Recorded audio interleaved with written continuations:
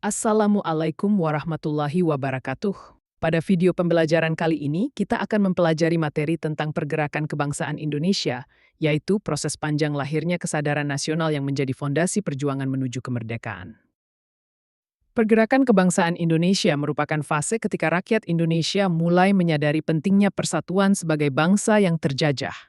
Kesadaran ini tidak muncul secara tiba-tiba, tetapi dipengaruhi oleh berbagai faktor internal dan eksternal. Faktor internal lahir dari kondisi dalam negeri, seperti kegagalan perlawanan rakyat yang kedaerahan, penderitaan akibat penjajahan, munculnya kaum terpelajar yang mengenal ide modern, serta perkembangan pers nasional yang menyebarkan gagasan kebangsaan. Kegagalan perlawanan rakyat terhadap penjajah, berbagai perlawanan tradisional seperti Perang Diponegoro, Perang Padri, Perang Aceh, dan Perang Banjar mengalami kegagalan karena bersifat kedaerahan dan tidak terorganisir dengan baik. Kegagalan ini menyadarkan rakyat bahwa perlawanan fisik saja tidak cukup untuk mengusir penjajah.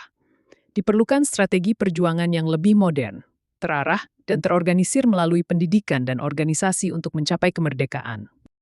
Kedua, penderitaan rakyat akibat penjajahan. Sistem tanam paksa memaksa rakyat menyerahkan tanah dan bekerja untuk kepentingan kolonial sehingga menimbulkan kemiskinan, kelaparan, dan penderitaan luas. Kesengsaraan bersama ini membangkitkan rasa senasib sepenanggungan, sementara diskriminasi rasial semakin memperkuat tekad rakyat untuk bersatu melawan penjajahan. Ketiga, munculnya kaum terpelajar, intelektual pribumi. Politik etis 1901 membuka akses pendidikan bagi pribumi dan melahirkan generasi terpelajar seperti Wahidin, Kartini, Ki Hajar, dan Sutomo. Kaum intelektual ini menjadi pelopor gerakan kebangsaan melalui organisasi-organisasi modern, menyebarkan gagasan kemajuan dan kemerdekaan dengan cara konstitusional serta berorientasi pada persatuan nasional. Terakhir, perkembangan pers nasional. Surat kabar seperti Medan Prijaji, Bintang Hindia, dan Utusan Hindia berperan penting dalam menyebarkan ide-ide kebangsaan. Melalui tulisan-tulisan kritis terhadap pemerintah kolonial, pers nasional membantu membangkitkan kesadaran politik dan memperkuat semangat pergerakan rakyat.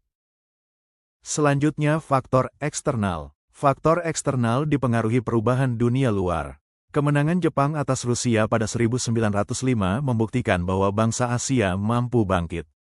Gerakan kebangsaan di negara-negara Asia dan Afrika menjadi contoh perjuangan modern. Masuknya paham nasionalisme, liberalisme, dan sosialisme juga mendorong rakyat Indonesia memperjuangkan kemerdekaan dengan cara yang lebih terorganisir.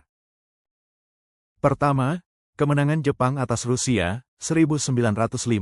Kemenangan Jepang atas Rusia pada tahun 1904 sampai tahun 1905 menjadi bukti bahwa bangsa Asia mampu mengalahkan bangsa Eropa. Peristiwa ini menghancurkan mitos superioritas Barat dan memberi dorongan psikologis besar bagi bangsa-bangsa Asia, termasuk Indonesia. Tokoh-tokoh seperti Dr. Wahidin Sudirohusodo terinspirasi untuk memperjuangkan kemerdekaan dengan keyakinan bahwa Asia dapat bangkit. Kedua, gerakan kebangsaan di Asia dan Afrika.